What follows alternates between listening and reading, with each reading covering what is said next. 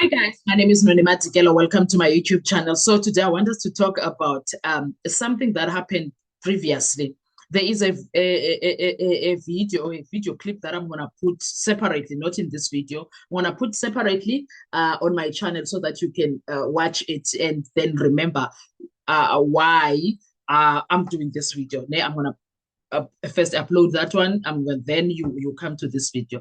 So you would remember that there was a time Umnisi gave us a detail about 7 points, if not 6 or 8 points, talking about that there is a witness that will come.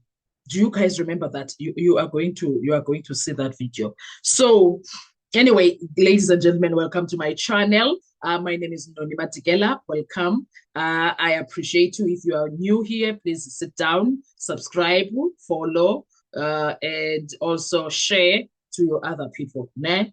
So today we're discussing what could become one of the most important developments in the Senzo Meyiwa murder trial. The reason is simple. A name that has haunted the case for years is once again finding its way into the courtroom discussion. That name is Banselani Makimbi Buthelezi. And if Makimbi eventually takes the witness stand and confirms some of the allegations that have been circulating around this case, then we may be looking at a situation that could have devastating consequences for certain aspects of the state case. Now, before we continue, let us make one thing clear. The court has not yet made findings on those allegations, right? The witness have not yet completed their, okay, Umar Kimbi has not yet taken the witness box. Né? Now, and everyone involved remains entitled to presumption of innocence and fairness. However, what we can do is to analyze what these developments could mean legally, because the implications are very massive. According to the evidence and arguments that have surfaced over time, Makimbi's name has repeatedly appeared around alleged confessions of accused number one. You guys remember this, that all the initially when accused number one's so-called confessions were read, they were speaking about the Buthelezi brothers, Makimbi and Marco. And Marco is the one that is late. Makimbi is the one that is in prison, right? So for years, the narrative presented by the prosecution suggested that Makimbi was one of the key figures connected to the events surrounding the murder of Senzo Meyiwa. In some versions of the narrative, he was allegedly linked to the one that shot and killed Senzo Meyiwa. In others, he was allegedly connected to the planning. And in others, he was portrayed as the person who allegedly fired the fatal shot. Okay? Yet now, questions continue to emerge regarding the origins of these allegations. Where did they come from? Who supplied the information? Who verified it? And most importantly, can it withstand scrutiny in court? This is where things become extremely uncomfortable for the investigation team, because if Makimbi eventually enters the witness box and disputes the narrative that has been associated with his name, then the court will be forced to examine the foundations upon which certain investigative conclusions were built. And once that happens, attention inevitably turns to Brigadier Bongani Gininda, because he's the one that is handling the situation. Do you know why? Because Gininda is not just another witness. He is the lead investigator. He is the force of investigation. He is the officer who has publicly defended the investigation for years. And when a lead investigator becomes the focus of a credibility dispute, the consequences can be far-reaching. Now, let's talk about the issue that has everyone talking. Advocate Mnisi, acting on instructions from accused number 3, Mthobisi Mncube, placed serious allegations before the court. These allegations involved a witness who may allegedly possess information regarding investigators, cell phones, payments, interactions with the witnesses and other matters connected to the investigation.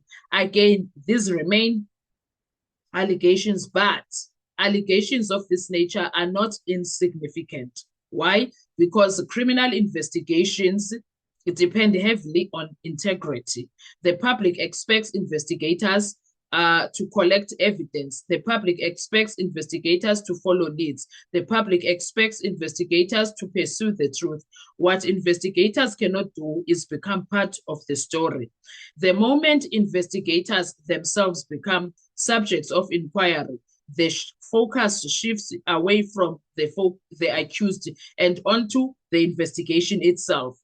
And that is precisely why these allegations matter. Now, let us move to the Simphiwe Buthelezi issue. This is another major problem for the state. The defense has repeatedly challenged the reliability of statements attributed to Simphiwe Buthelezi. The questions have been raised about his condition, his credibility, and circumstances surrounding certain information allegedly linked to him. If a statement is challenged and the person who allegedly made it is unavailable, unreliable, or unable to withstand cross-examination, then the evidential value of that statement becomes vulnerable. Courts do not convict people based on rumors. Courts do not convict people based on assumptions. Courts convict based on evidence that survives scrutiny. And scrutiny is exactly what is happening right now. Then we arrive at the most dangerous legal issue of all, the confession issue.